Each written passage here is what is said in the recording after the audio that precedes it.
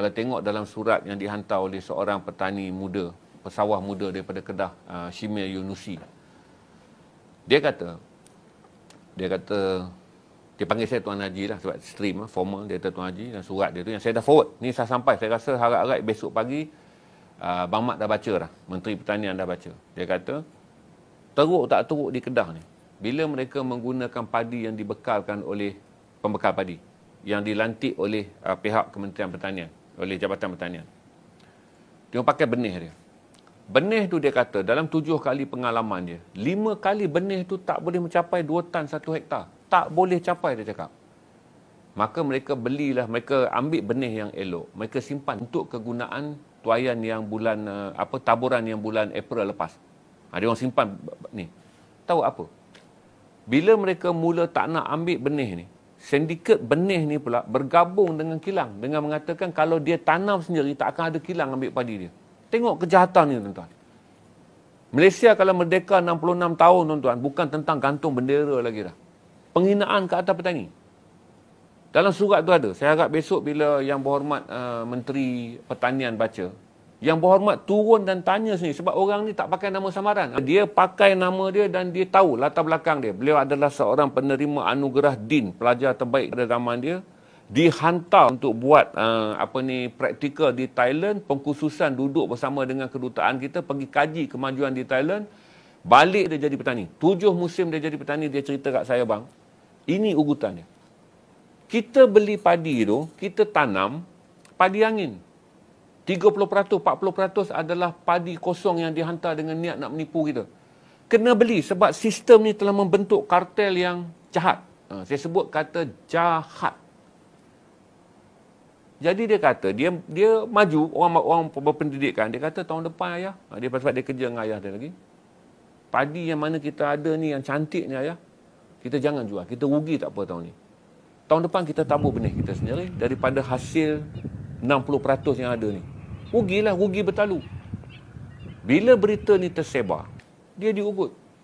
Kalau kamu tak beli, dia sindikator ni kan, subsidi ni daripada baja, daripada bekal benih padi sampai ke kilang semua. Dia kata nak tabur je, dia tulis dalam surat tu. Dan saya harap besok YB Bang Mat Sabu akan sempat baca. Dia kata mereka terus saja bagi tahu, kau tanam pakai benih kau sendiri, tak ada kilang akan beli. Tengok. Tuan-tuan boleh tahu dahsyat tak dahsyat. Petani di Kedah ni keturunan pahlawan. Parang tajak semua ada. Line-line berline-line dalam ikatan padi di sana. Tapi tak boleh tembus, tuan-tuan. Dengan sindiket ni. Jadi akhirnya mereka boleh buat apa? Kalau dah tanam, nanti kilang tak nak beli. Jadi macam mana? Sekarang bila kita pecah isu ni dan tuan-tuan sokong tentang apa yang disebut sebagai rahsia terbuka pemerasan dan juga penindasan ke atas petani. Kita jadikan tema Merdeka tahun ni. Yang kerajaan buat tema kerajaan, kita ikut. Ini tema kita ni. Orang-orang yang bermain di dalam stream, di dalam Facebook ni, adalah membela petani selepas 66 tahun. Tak payah cerita tentang gaji rendah, tak payah cerita lagi tentang kenaikan gaji penjawat awam, tak payah cerita lah apa. Kita cerita dulu petani, iaitu pekerjaan tertua di kalangan orang Melayu. Bangsa kita ni, pekerjaan tertua dalam bangsa kita ni petani. Masih lagi dipulas dengan semikian rupa.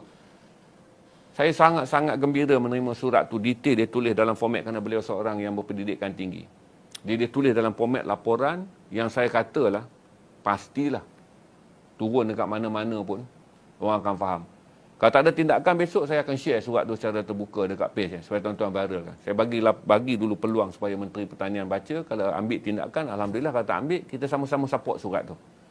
Supaya surat tu menjadi satu bukti bagaimana kekejaman dan mafia ni masih ada dalam negara kita. Dan mereka menindas golongan yang paling berada di bawah, petani kita. Mafia ni bekerja dan menindas petani kita di bawah. Kita berlawan sama-sama. Kita isi kemerdekaan 66 tahun ni, tuan-tuan, dengan sedikit pembaharuan. Tak ada baju bendera, tak ada bendera di kereta pun, tetapi kita pandangkan sekarang ni petani itu di setiap petak sawah, di setiap ladang sawit, di setiap kebun getah yang mana ada penindasan, bayangkanlah di situ bendera kita terpacak. Untuk mengatakan 66 tahun tak guna bercerita tentang perkara yang besar-besar. Kita nak bina bangunan tinggi mana lagi, kita nak cerita bahawa kita ada bandar teknologi, kita nak cerita tentang Tesla nak datang Malaysia, kita nak cerita Boeing ke Airbus nak datang Malaysia. Kita kata selesaikan dulu masalah yang menjadi pekerjaan dan menjadi naratif tertua dalam negara kita.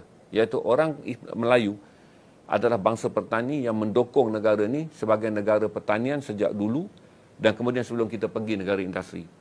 Dan hari ini kita kata di tengah-tengah kita kembali nak kena melihat kepentingan 925,000 orang mereka yang berada dalam sektor pertanian, peternakan dan juga nelayan dengan spesifik 180,000 orang sebagai petani, spesifik lagi 125,000 orang petani di Semenanjung, spesifik lagi kira-kira 40 ke 50,000 orang petani yang ada di Kedah yang berada dalam lingkaran ni. Dan ketika petani memerlukan pembelaan kerana mereka kini dah jadi front line. Kalau dulu COVID-19 kita letak doktor, pekerja kesihatan, semua ni sebagai front line. Kita nak datang kepada era di mana keterjaminan makanan terjejas.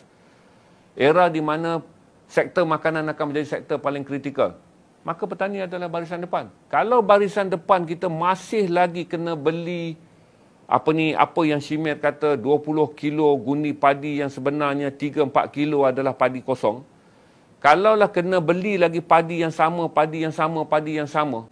Dan dia kata kalau setiap tahun saya lempar 40% benih yang sebenarnya benih penipuan. Bukan saja kami rugi dari segi duit. Kami rugi dari segi alamnya. Di mana padi tipu ni menghasilkan rumput lalang yang lebih tinggi, padi angin ni. Dan dia membunuh kesuburan 60% padi original. Jadi dia kata apa yang tinggal kepada petani? Saya cakap ni dia menjadi bukti